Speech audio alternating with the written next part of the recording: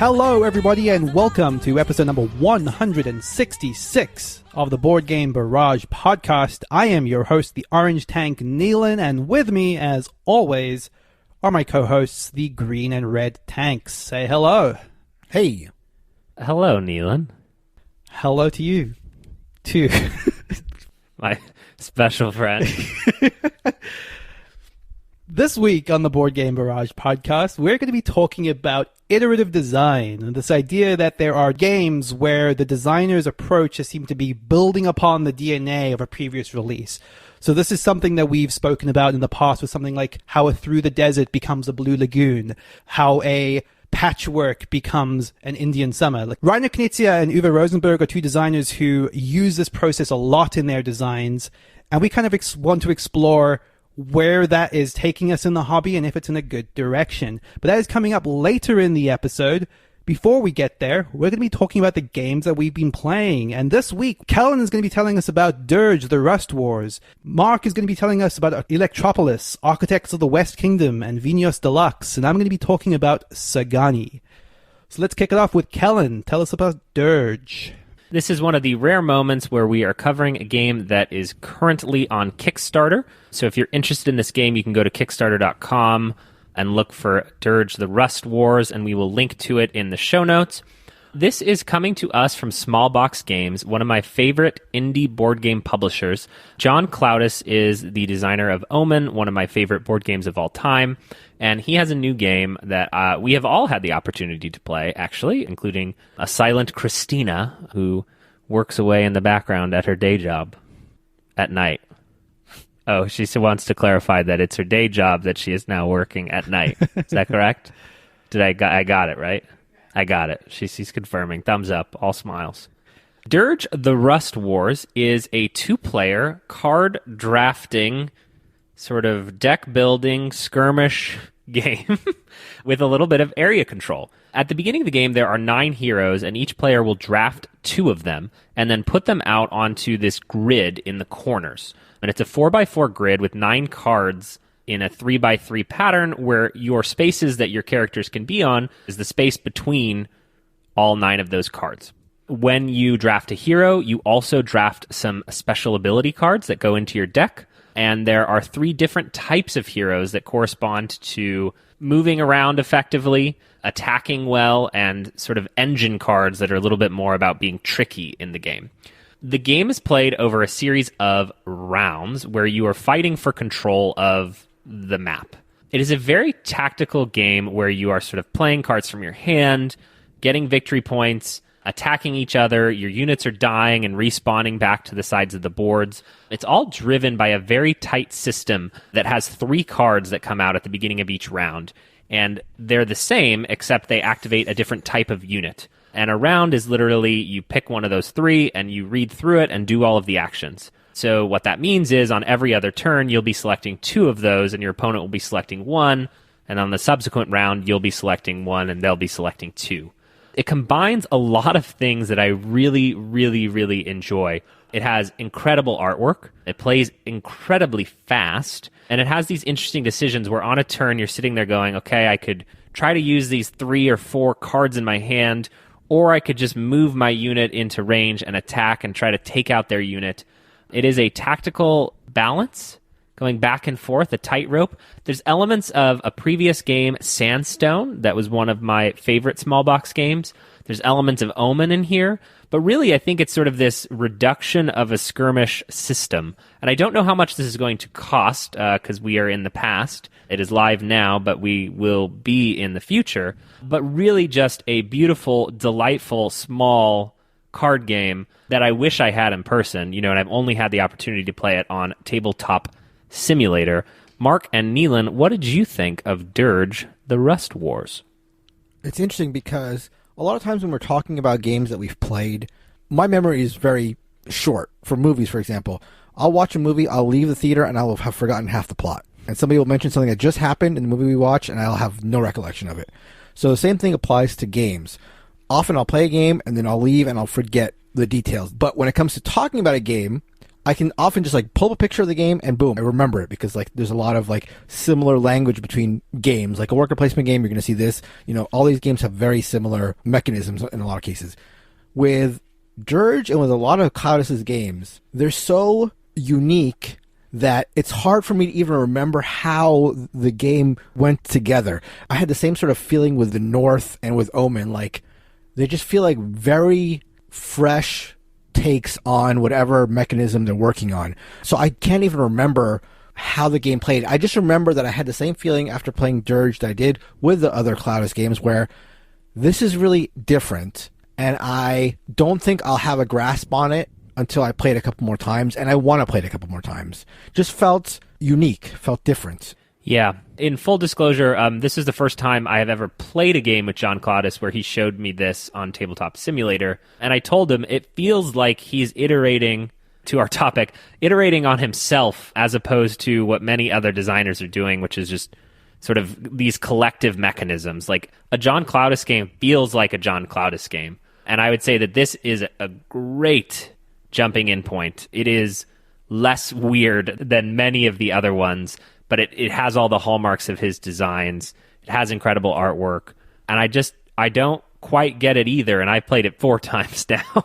I think it's absolutely helped by like the physicality of it. Like unlike Omen, which is the only other Claudius game I've played, the idea of you have a map and you have units at each of these corners of the map and they have hit points and they're dealing damage. Like there's something that's like easy to absorb about the concept, but then the complexity comes through like the weird action selection mechanism and the process of it. Like, okay, you'll pick this card and then you will draw a certain number of cards and a unit of that type will activate and then you'll be able to potentially get to draft a unit of a specific type. Like there's a process to the turn structure that is pretty unique to this game, at least to my understanding of other Claudius games. But it's not quite like any other game you've played. So it takes a little bit of time to like internalize. And I don't think I necessarily got there on my first game, but that's to the game's credit. Like it feels like there's this system there that I want to learn to understand, because the way that it maps to like this interesting like tactical puzzle on the skirmish board is fascinating, while you're also combining that with kind of like the Magic the Gathering adjacent card system that Omen has in it. Like it's that combination of the two, like this skirmish game in conjunction with a Omen style card game, that I really want to get to grips with. Yeah. One of the things that I like about it too is that you never feel like you're out of it. A lot of times when you have a game where it's like my 2 units versus your 2 units, one of your units dies and you're like, okay, well, this game is almost over, near conclusion. And there's something about this that feels much more tactical, where things are respawning at all the different corners. And even though you're dead, that just means the tempo is a little bit against you, or even, you're about to kill both of their units. So there's sort of that seesaw thing. And another great thing is your ability to play each round, right? There are 3 infantry heroes, 3 cavalry heroes, 3 engine heroes. You're making a combination each game where like, okay, what does it feel like to play with an infantry and an engine, or a cavalry and an engine? And so, when I played with Christina, I chose what I believe to be the hardest combination, which would be a cavalry engine, because you don't have sort of that boots on the ground infantry unit. Really, really enjoyed it. She crushed me, which we'll say was because of our hero selection, because she's not here to defend herself. But with all that said, Dirge the Rust Wars, I could not recommend it highly enough. I am very excited to get a physical production copy of this. Always a fascinating experience, and if you've never tried a small box game, I think there's something fun about the indie support, and it definitely will not feel like the latest big box yellow release that you get at your friendly local game store. Not that there's anything wrong with those either, but it is fun to try something a little weird. And that is Dirge: The Rust Wars, currently on Kickstarter. Mark, what have you been playing? So I played a couple of games. I'll start off with a couple quick hits. I played Electropolis. I did not get a chance to play it with Neelan and Kellen. They spoke about it in episode 111, so if you want to hear their lesser opinions, go back to that episode. You're a year behind us, is that what I'm seeing? That may in fact be true, but I've now played Electropolis at 2 and 3. It is a city-building tile drafting game where you're trying to build a city while keeping an eye on the pollution that the power plants that you're drafting make. I won't get into, again, the full review here. You can go to episode 111 for that. But I found it very, very fun with some interesting constraints. Every round, when you draft tiles, you're also drafting a card that tells you where you can put your tiles on your board. And the way you're constrained by both the areas you can place your tiles and by trying to mitigate the pollution the tiles are creating is very interesting. And yet with all this like drafting and city building and all these tiles I'm talking about, it's a very simple game to teach, but with some unique takes on, again, city building and drafting that I really, really liked. I also played Lacerda's Vinhos. I played Vinhos the Deluxe Edition, which is a beautiful production, and it raised my esteem of Lacerda. From the gutter. I previously spoke about sort of being concerned after my play of Escape Plan, and I've been playing a number of sort of medium weight games and enjoying them recently and thinking, man, Lacerda Escape Plan, it was a slog. And, some of the reviews on Mars have been, I've actually heard positive reviews recently about On Mars, but some of the early ones were saying it was very slow also to get going. And so in my head, my estimation of Lacerda was going down, and then played Gallerist, really enjoyed that, and then played Vinhos again after a long absence just recently, and really, really liked it. The theme is great, the production is fantastic, and the game is, Lacerda has that thing where you have one worker and you have 4 or 5 different worker placement spots, and the brain burn or the time that these long games take comes out of not a myriad of selections and choices, but figuring out which choices to do and what the ramifications are of them. And as Neelan has sort of mentioned before, sort of the gears that turn based on one movement, all the subsequent things that happen as a result of it. And I think Vinhos is a relatively smooth, elegant design for as much as going on in the game. Just really, really enjoyed it. You can hear more about Vinhos in episode 132. That was the episode with Monique. She may have been talking about it. So I really enjoyed my last play of Vinhos, and it actually got me excited to try the Lacerdas I have not played yet, Lisboa specifically, and On Mars.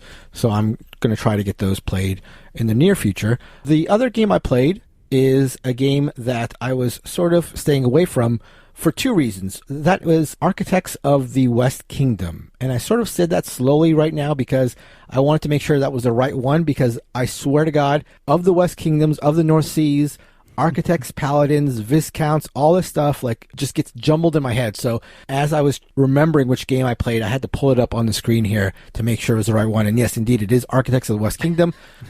Confirmed yes. By the color and the angry people staring on the box cover. Yeah, well, not confirmed by the color or the angry people, because if I just went on that, I would have no idea. I needed the words. The words were vital. Got it.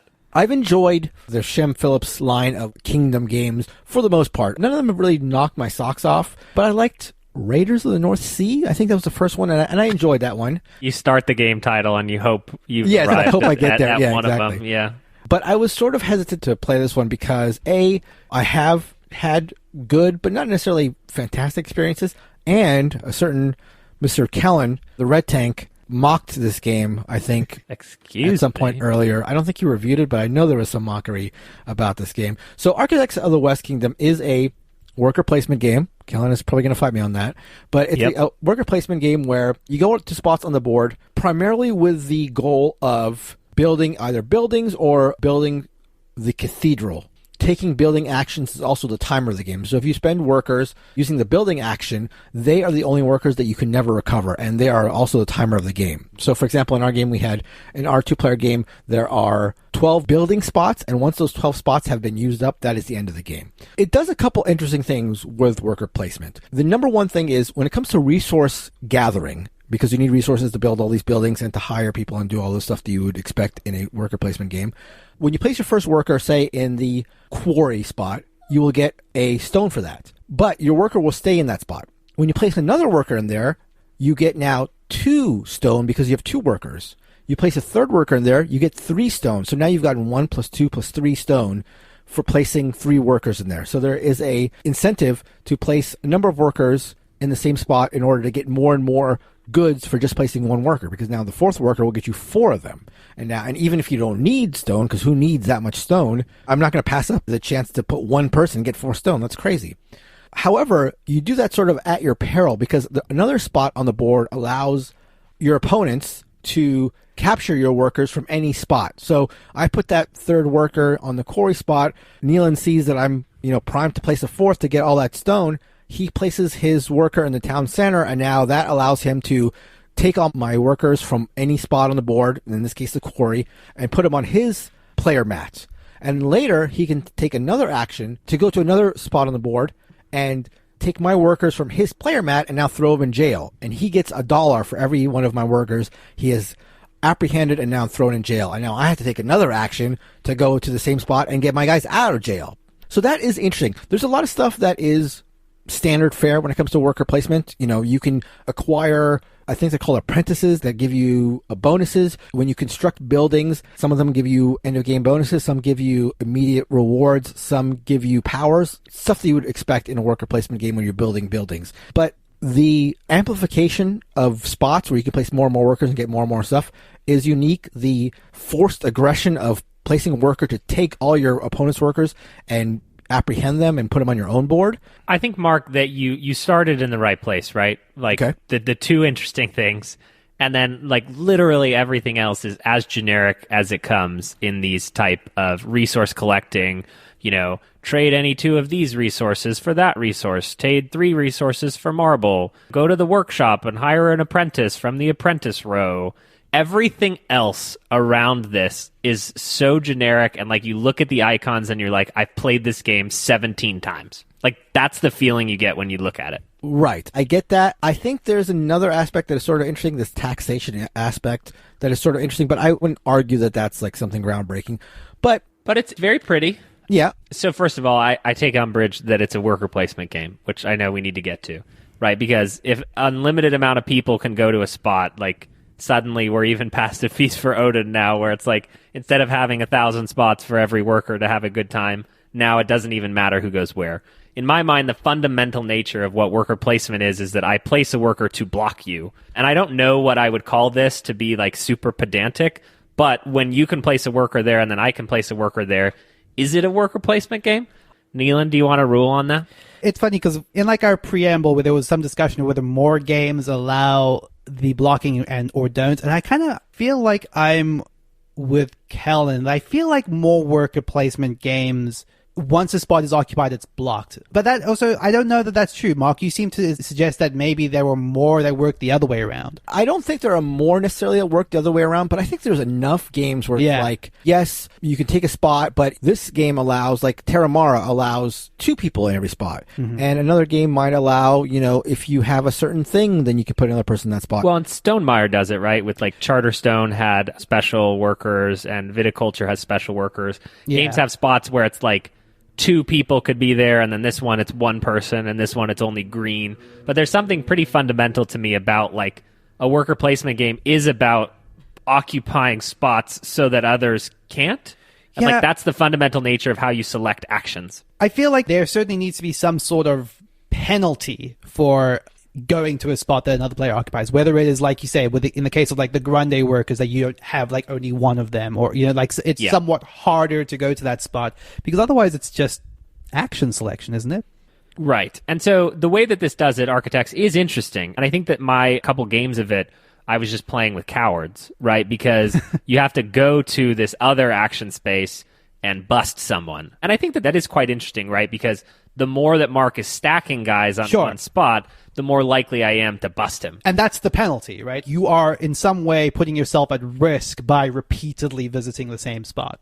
And it's not a negative to the apprehender to put a worker there. It's not like you're wasting an action doing that because, A, you are hurting me, but it's not only that, it's that, this is a game where money is relatively tight, and then you can take the people you've just apprehended and then take them to jail and get $1 for each one of those people. And that is actually one of the main ways to make money in the game. So it's like you're very incentivized to stop other people from getting too big. It isn't a criticism of the game that I don't think it's a worker placement game. How about that? Sure. Like it's a classification like problem where, there's not that many differences between action selection and worker placement. Like literally just here's a menu of all your options, and then if someone takes one option too many times, you can bust them.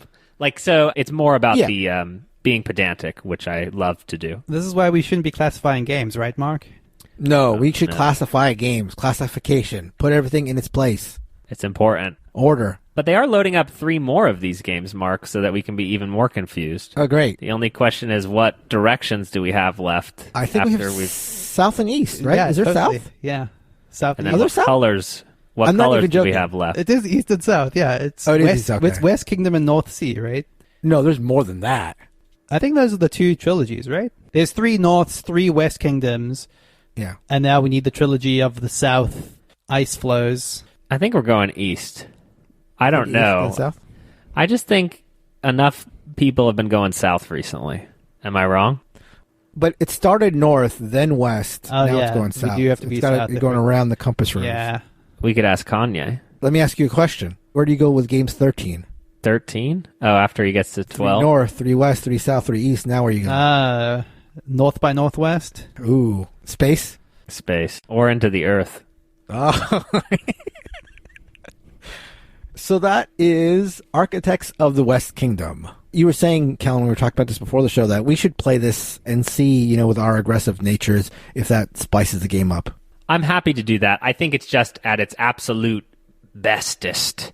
It's like the game that we play at the beginning of the night before we play something that I actually really want to play. Sure. And you know what? For me. Another point in its favor in that respect is it's fast. I played this 2-player, and it was like done in 35 minutes, 40 minutes. It was very, very fast. Cool. Yeah, I've said for a while that Viscounts is one that I've been itching to try based on the way people have been talking about it. So I think this has bolstered my need to want to do that. Where's Viscounts? They're in the West Kingdom. Okay. So the game No that, idea. Okay.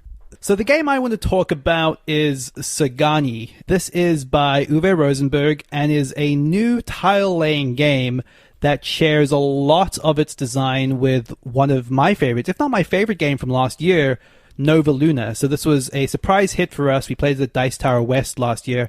And if you've played Nova Luna, a lot of Sagani will sound pretty familiar. So the way that this works is that you have these square tiles, and each of these tiles comes in one of 4 colors. Now, each of those tiles also is going to have up to 4 arrows pointing in each of the directions, up, down, left, right, and the 4 corners potentially. And depending on how many arrows it has, it's going to be worth a certain number of points eventually. So when you draft one of those tiles and place it into your little arrangement, you're going to place discs onto that tile equal to however many arrows it has. Now, those arrows represent, you can think of them as like objectives, little goals to fulfill in order to satisfy that tile. So it might have a green arrow pointing in the top left corner, an orange arrow pointing up, and let's say a blue arrow pointing to the right. And what that means, if at any future point you have satisfied that condition, i.e. you have a blue tile to the right, somewhere to the right of that tile, it doesn't have to be immediately adjacent, it could even be across gaps in your little array, then you satisfied that goal, you move the disc from the tile covering that arrow, and you're part way towards completing that tile. Once you've covered all of the arrows, you take all of those discs back into your supply, and you score the points on the tile. And the reason this is important is that you are racing to get X number of victory points depending on the player count. So in the 4-player game that we played, the first player to get to 45 points wins the game. One of the things that's quite interesting about this system is your supply of discs is limited. So you only have 24 total. So if you're not completing goals over the course of the game, you might eventually run out. And that's really bad for you, because if you ever have to place a tile, and you are going to be placing a tile every single turn of the game, if you don't have enough discs to put onto it initially, you're going to immediately get negative points. There is like some wiggle room here, which is that if you place that tile and that allows you to satisfy another tile's condition, you'll complete that one, getting those discs back just in the nick of time in order to place in that tile. So there are fun moments like that where getting the right tile at the right time in the exact right position is going to be exactly what you want to do.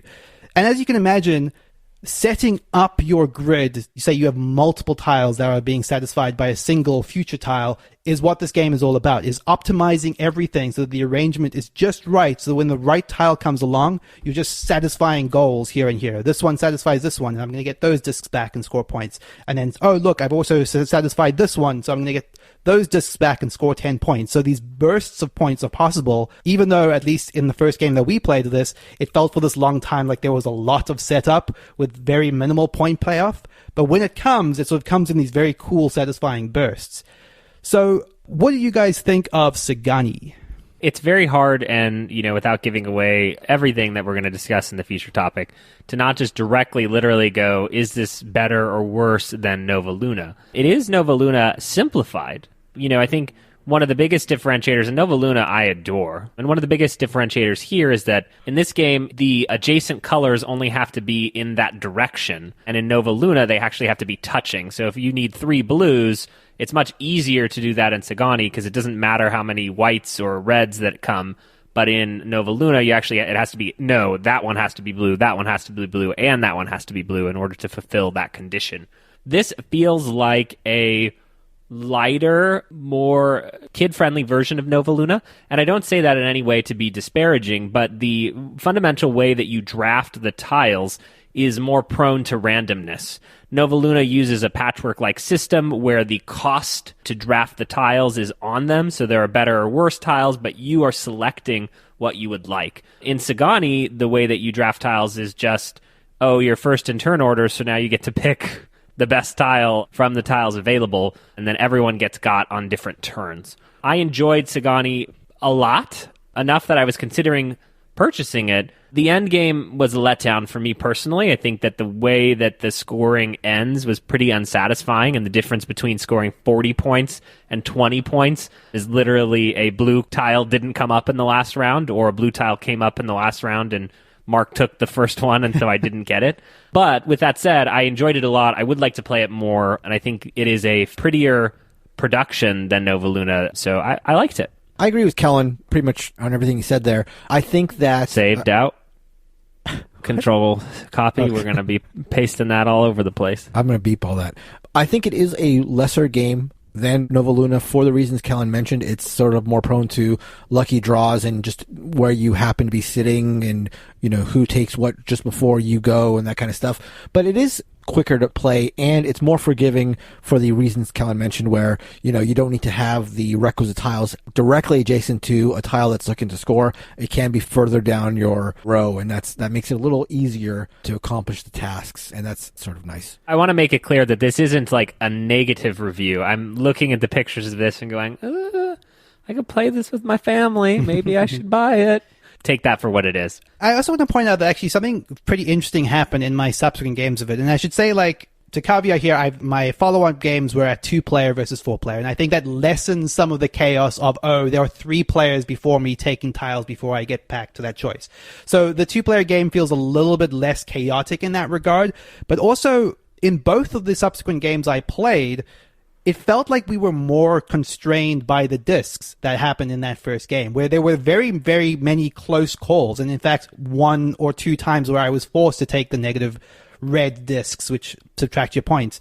And it becoming a game about actually managing which tiles you're taking to reduce your consumption of those discs actually became a lot more important. So that was an aspect that absolutely did not really come up in our 4-player game for whatever reason. And I think partially because you actually end up with a smaller grid at the end of a 4-player game than a 2-player game, because the 2-player game goes to 75 points, so you just, by necessity, have a much larger array at the end of it. So I think that those constraints of the discs kind of felt much more prevalent, so much so that I actually feel like the game surprised me a lot more in 2-player. And this was a game, like Kellen said, I liked a lot already at 4-player.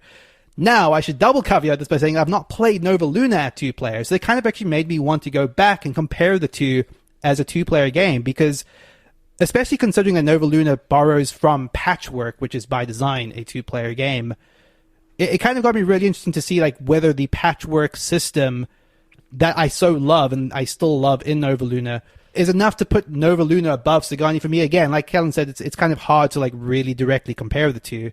But yeah, I was very happy with Sagani. It kind of felt like, in some ways, like the return to form of what I liked about Nova Luna, but with just enough changes to it to feel pretty interesting, pretty unique.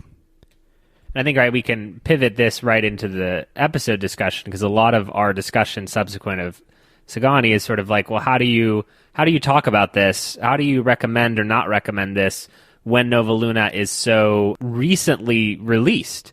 And for many people, it's sort of like these games, they may have not been designed in conjunction together, but they are definitely designed with each other in mind. And so it's almost like two faces of the same coin. and which is better is a subjective thing, but also how do we cover it when one comes out and then the next one comes out, 6 months or a year later? I think you're absolutely right, Kellen. I think that we're almost already talking enough about the feature topic that we should probably roll right into it. But we're not, because I'm going to jump right in here and talk about our reviews, the trademarked 300 by 411. So that was the call out that we put out a couple weeks ago where I was begging, some might say, for 300 overall reviews by my birthday, 4/11. And so I am very, very happy to say that we got a flurry of reviews within the last week or so. I am touched beyond my ability to convey. Thank you guys so much for that. We've got some like 20 reviews in the last couple days, which is unbelievable. You guys are unbelievable. However, two things.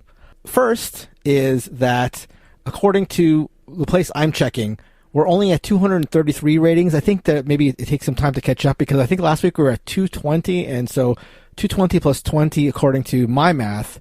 Again, according to Kellen's math, that checks out. According to my math, that is incorrect, so maybe that'll catch up. And also, it seems like they're only really taking into account Apple Podcast reviews. People have asked us, hey, I'm on Android.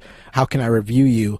And for whatever reason, the site that we're using to gather all the reviews is only showing us Apple Podcast reviews. So when it comes to the game draw that I promised, if we get to 300 reviews, I will draw 10 names and send 10 games out to random reviewers. People who have reviewed us on other formats are going to be in the draw, but to get to 300, I'm looking at this. So if you haven't reviewed us on Apple Podcasts, create an Apple Podcast account and put a review in.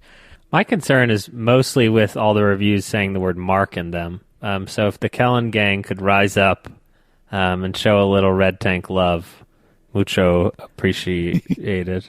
Yeah, I see a bunch of Marks. I see a Christina, and not very many Kellens.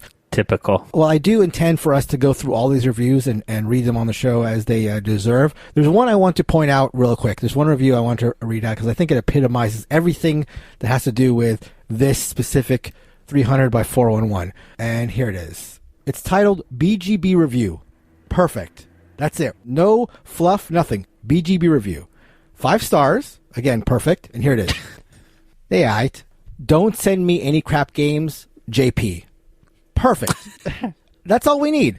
All we need is a review, 5 stars, whatever else you want to say, go ahead and say it. But as long as you can meet those requirements, as JP did, you're good to go.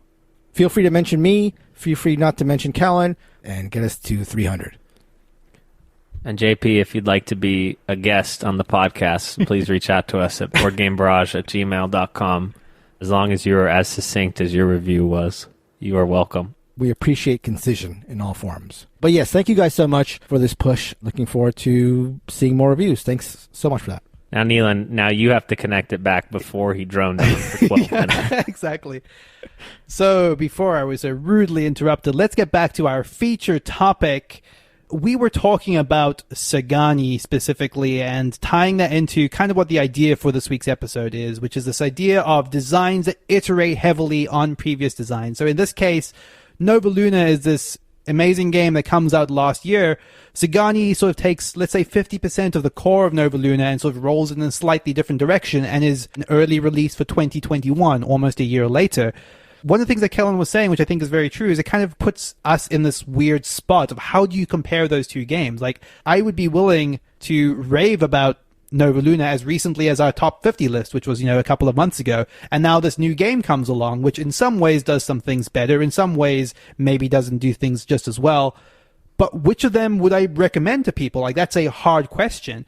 And it begs the question of, like, is there going to be the third iteration of this in 2022, right? And is that a game that we need to get, that we need to try to recommend to people? There seems to be a trend in the industry of this sort of almost annualized iteration. And I just thought it would be an interesting topic to talk about, like, especially in the wake of recent announcements, like something like Great Western Trail, where there's a new edition hitting this year and a second and third editions to follow in 2022 and 2023. And I think this isn't a discussion about it being like positive or negative. I think the only true and living Dr. Reiner Knizia is perhaps the biggest defender of someone who takes an old thing and makes a new thing and then takes that part of it and then makes it a new thing. But it does feel like it's increasing or sort of, you could reference Azul, and sort of there's a shared DNA between all the Azul games, and then it becomes this question of like, well, which Azul is the best, and why is it the first one and not Summer Pavilion or Sinatra, or the one where they tried to make it look exactly like Sagrada. I think that where this nets out for me as a person is that when I was younger and when board games was a part of my high school and college existence, I had this idea that a board game was gestated and created and existed for like thousands of years, and that idea came from games like chess, games like checkers and Go. They have this feeling like they've always existed and that the rule set is like this evolved, precise, beautiful thing that could not be changed, that has withstood time. And in some ways, when I first played Catan, I felt that way too. It felt like this revelation that's come from Germany, and like it's crazy, it's unlike anything you've played, and it's this time-tested thing. And in some ways, I feel like people still purchase board games as if that's what's happening. But in my mind now, board games are much closer to movies or experiences that happen and then they get iterated upon again. You saw those 2 explosions last year. Now we're going to do it again. We know what this director is like. He's going to make 4 more versions of that. And which one is the definitive one? Well, it depends on what kind of person you are. And so that shift from sort of these seminal moments in history and time to something that's more like a yearly annualized release, like you mentioned, makes it hard for me to kind of evaluate. To follow up on that thought, Kellen, which I'd be curious to get your take on really quickly, is do you think that much has changed, or do you think it's a question of like frequency and exposure, right? As a lot of these things sometimes can be answered by. Yeah, I mean, I think the rate at which hobbyists consume games, we know that that's higher than it's ever been. And so, the want for, more of the blank kingdom games, it's there. And not that those are even iterations of themselves, more as a series of games. But it's also exposure. I think about something like, like there's a game called Chess 2, and it's just like, is this a joke? And now it's like every good game is going to have a version. I think a great example is The Game. I love The Game. It's in my top 50. But now we have a version of that classic co-op game that's competitive called Ohanami. We have the game Quick and Easy, right, which is the easier version of the game. And we have the game Face to Face, which is a 2-player version of it. And then we have the game Extreme. And those are all literally variations on the same system. And in my mind and in my heart, there has to be one that's right or that's correct. But that isn't necessarily true, and it hurts me. I think that your comparison to movies in the way that franchises can be just iterations and there can be like a serialized yearly release of type of game or of a game is one that is interesting, one that a way of framing it I hadn't considered.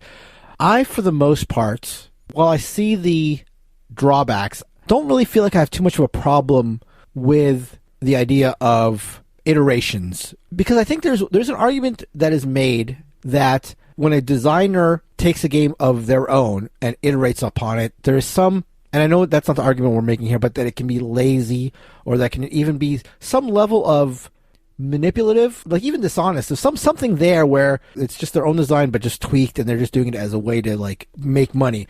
But the first thing I would say to that idea is that, if somebody else iterated on one of this other designer's games, I think there would be less negative feeling about that. I mean, there'd be the idea that the person is sort of copying their idea, but there's also this idea in board games where we're okay with iterating. We're okay in general with somebody taking an idea in the past and creating a game out of it when they're paying homage or they're iterating on somebody else's design. So why should it be negative if it's the same person iterating on themselves? And I also think for the most part, iterations either offer something new or offer a smoothed, more digestible version a lot of times of the original. It allows a designer to take the original game and, tweak it in a way that makes it more user-friendly, for lack of a better term. I think you're right, Mark. And I think that one of the things that we sort of accept in the games industry in general is this idea of like evolutionary design across multiple designers, right? Like you play a game and you see this mechanic and you ask yourself, oh, I want to see other people use this. I want to see someone take this core, like deck building with Dominion or worker placement with something like Bus and say like, okay, what are the other versions of games that we can do with this very cool system?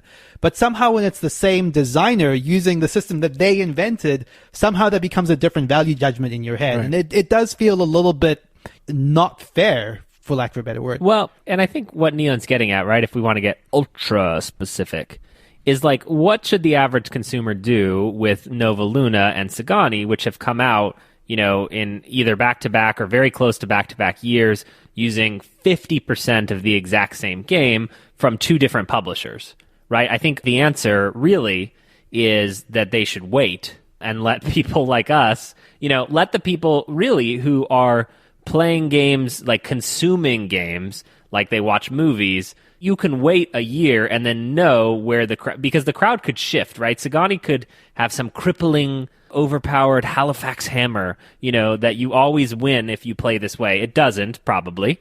And so what do you say to the average consumer who, like, I would feel upset if I was new to the hobby, Nova Luna came out, I played it and bought it, and then 6 months later, this one was announced, and I'd be like, what? Like, I thought I had the game, and I spent a lot of money learning and acquiring that game. And that's where it feels, I think, is the unfair that Neelan is talking about. I also want to sort of just clarify that, like, I genuinely don't have a problem with this. Like, I am the sucker that bought Sagani, you know, like, despite owning Nova Luna, and I have no regrets about that. I'm happy to have both games and evaluate both games, but one of the things that we always say is that this role of being a critic, of being a podcaster, puts us in a very specific position where that's not something I would say every consumer should do. You shouldn't necessarily go out, like Helen was saying, and buy every new edition of the game as it comes out year after year, because there will be room for the dust to settle on like which one of these is the better version to own potentially. Uwe has sort of done this before with his Polyomino series of games. So there was, I forget the order of them exactly, but Cottage Garden, Indian Summer, and Architect, yes, Antarctic, and Winter of the North Kingdom. No, Spring Meadow is the other one. So they're all Polyomino games, and there's not that much necessarily connecting them in the way that they use the polynomials, but they also are variations on a similar idea released in quick succession. And one of the things that was cool about visiting those games kind of well after the fact was it kind of eased the acquiring of like what each of those games was about, you know, like I could sort of more quickly sort of come to a conclusion on which of those games ends up being my favorite, namely Indian Summer, because I wasn't sort of consuming them in real time, if that makes sense. So being able to sort of closely evaluate all of those games like after the fact is like a more beneficial way generally to consume things, like without feeling like you need to be caught up in the zeitgeist. But I don't think that there's anything intrinsically wrong with the premise of this. I kind of feel like where it gets a little bit weird for me is, we've spoken about this before, like the Kickstarter version of this, like where there's a new version of Zombicide coming out every year or two, and there's a small window of time in which you have to consume it for maximum benefit. I do feel like those approaches border on predatory, but in general, I don't really have a big issue with the designer iterating on their own ideas. And I think one of the reasons why I think that is because a lot of these subsequent designs have stood out more for me. Like I've spoken at length about how Blue Lagoon, for example, is something that I somewhat prefer over Through the Desert. That's maybe not fair because I didn't have the prior history with Through the Desert, but still having now played Through the Desert a couple of times, Blue Lagoon is still kind of the design I prefer. And I've had a similar track record with Yellow and Yangtze versus Tigris and Euphrates, and Mark has spoken about Caylus 1303, and then that somewhat replaced the original Caylus for him. I love that feeling of feeling like I have the changed, the evolved, better version of a game I really, really love. And I think that can work the other way, where the game I'm thinking of here is Marco Polo 2, where I think not only is Marco Polo 2 a lesser game than Marco Polo, but to be honest, it has sort of tarnished the way I think about Marco Polo 1. For some reason, just the association of Marco Polo 2 has made Marco Polo 1 a less interesting game to me. I don't know what it is. I think it's like sort of taking the trappings of Marco Polo and the game mechanisms and even the art design and stuff like that, and making it into what in my opinion is a worse game, has sort of cheapened the original better game. So the iterations can sort of backfire. I think that speaks to kind of what I was trying to get at. I'm trying to position it in a way that people can go, oh, I kind of get this. So it's like Babylonia is another new Reiner Knizia game that is a sort of a riff on Samurai. And I would love to sit down with the only true and living Doctor himself and say, hey, man, hey, Doctor, I suppose I would say to him, not hey, man, because that would be disrespectful. Hey, Doctor, is Samurai better than Babylonia? And when Babylonia is coming out in 2019, that question, when you take that to like a movie place, it feels like you would never ask a director in 2019, hey, the movie you made in 1995, is this better or worse than that? But when it's a game, and when they can both sort of just be there on the shelf, and they're kind of timeless in this sense, like Samurai may be better than Babylonia, and the Doctor may think so too. But we're talking about Babylonia now. I love Babylonia. I think the only reason it wasn't in my top 50 is because I haven't played it enough. Love it. Love everything about Babylonia. Don't love Samurai. So in this case, we know, but not in every case. Right. And that's where this fuzziness exists for me. And that itself is like an interesting question, right? Because you have to imagine that the designer themselves is trying to make the better game with every iteration. Like, on some level, right? There's this idea of like, this exists. People love Tigris and Euphrates, so why would I mess with that? But, here's an idea of how I can lessen some of the impact of wars. And here's a way I can get all the leaders have a unique power. And then we end up with something like a Yellow and Yangtze, which, for my taste, I think is a better design, but for a lot of people, they might not. So like, I'm fascinated by the idea that like, what was Reiner Knizia's intent there? Was it to make it more accessible, which is in itself, a worthwhile goal? In his head, does he prefer one over the other? Which would he rather play? I love that as a thought experiment, like what the intent behind changing something is.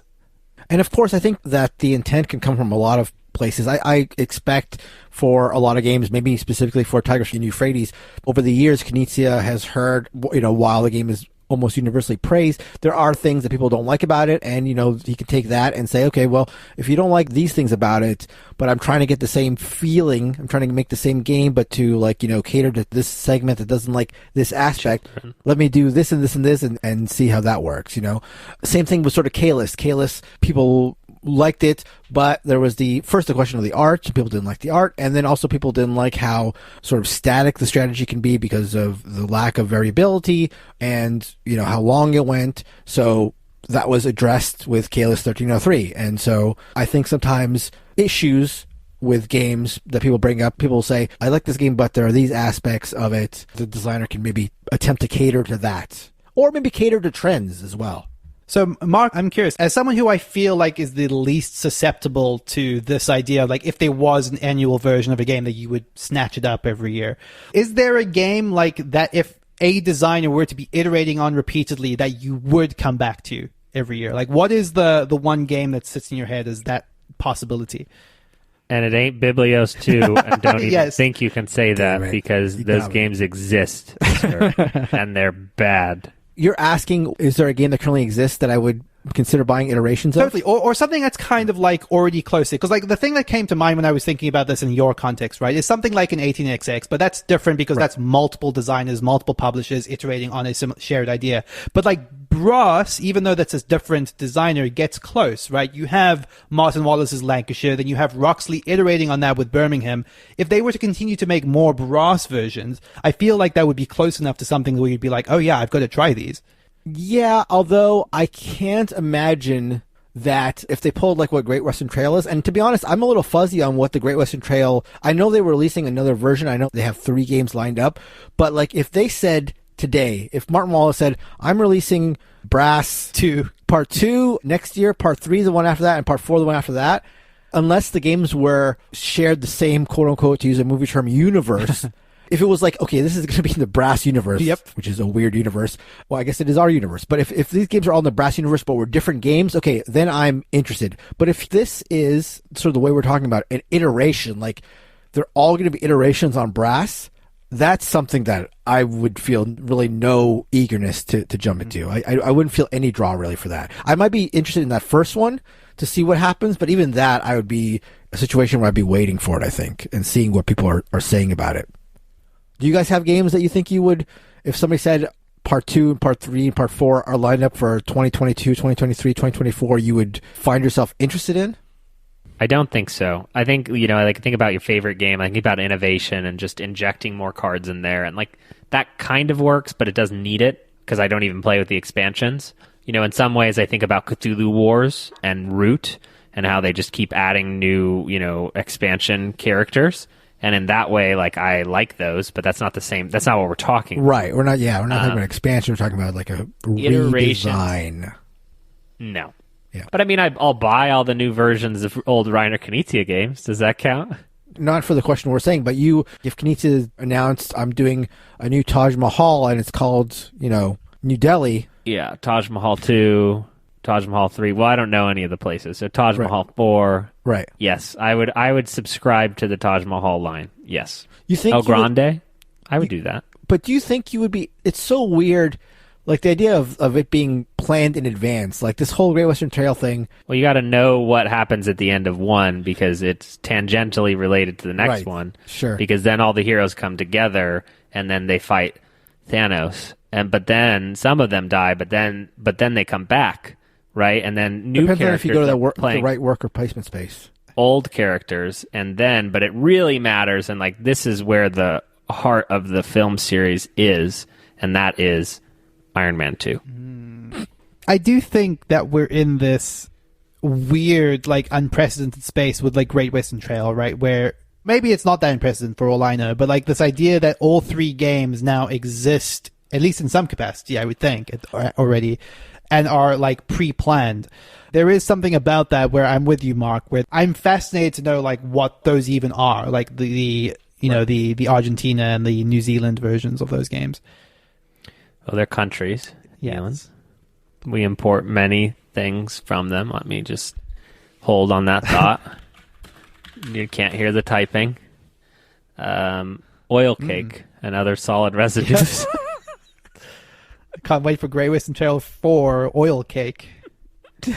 Yeah, so while it's hard for me to sort of think of a game like Brass that if I heard there'd be iterations of, I'd be interested in, I can sort of think of some types of games that I might be interested in yearly iterations. And I think you can sort of see that in a game that does have yearly iterations in the board game world, which is a game that's been around for a long time, the Strat-O-Matic games, which are sports games. There's Strat-O-Matic Baseball, Strat-O-Matic Football. I think they are released yearly, or at least expansion packs are, but I think at some point they were released yearly, where you got new players, and there was some change in the rule set, and it's sort of like the Madden model, where, you've got Madden games coming out every year where there's some changes in the gameplay, but you sort of feel like you're forced to get it because teams have changed and stuff like that. So I think that if there was some equivalent to a yearly soccer franchise board game, I guess you could get around it with doing expansions, but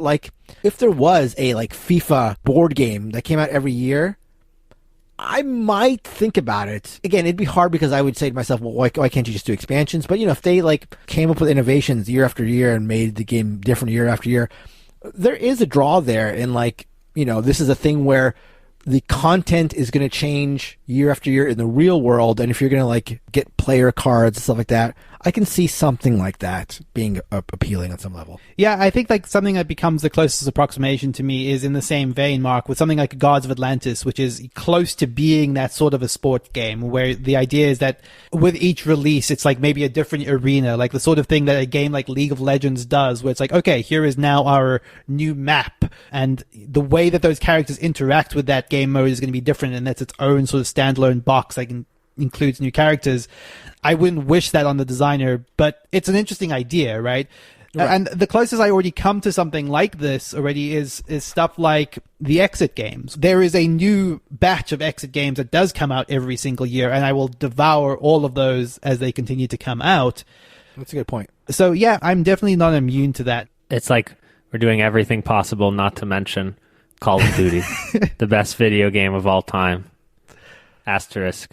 I work for Activision. It does work better in video games, Yeah. right? Which is you take For like sure. a common core, you upgrade the graphics, you put it in a new setting, you've got 7 new features, and people are excited because they're comfortable yet familiar. So I think an expansion pack model makes more sense in board Right. games because you've already got all that old stuff. Yeah. Right. But it is a really interesting comparison. Right. And where the new big box game becomes necessary versus the expansion. I think that's going to do it for this episode of the Board Game Barrage podcast. Thank you all for listening. You can reach out to us on all of our social media on Facebook via our new Facebook group. That's at boardgamebarrage.com/Facebook, or on Twitter, or as ever, please come join our Discord channel at boardgamebarrage.com/Discord. Lots of great conversations happening there. Lots of people organizing a whole host of digital tabletop games. I feel like that's been kicking off a lot in the last couple of months. People playing a ton of stuff in Board Game Arena, etc. So come join in the fun on our Discord. Otherwise, thank you as always to Heart Society for our intro and outro music. What's on Your Mind, Kid? And goodbye. 300 by 411. Good night.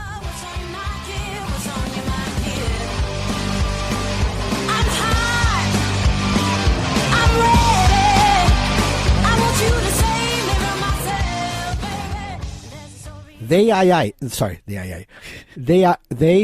you say it? Aye. No. I Aye. Yeah. Yeah. Okay. Right. They, right? Okay, I want to say this right. They, They I think it's just like I like a very slight. No, I know what it is. It's like all right, but I. Who could say? Wait, what are you saying, Neil? It's like all right, but I, right? Right? Yeah. That's it. Yeah. That's perfect. Right. They Okay. So, okay. Every time I want to like get into reading it, it gets thrown off. So here it is.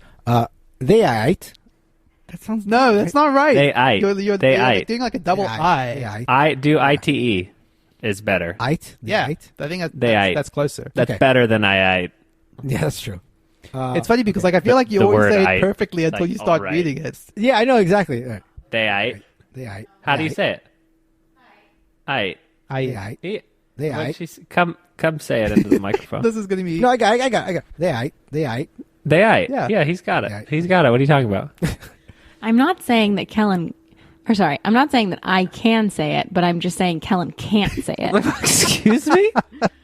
I thought he was saying like or trying to say like a Japanese word. No.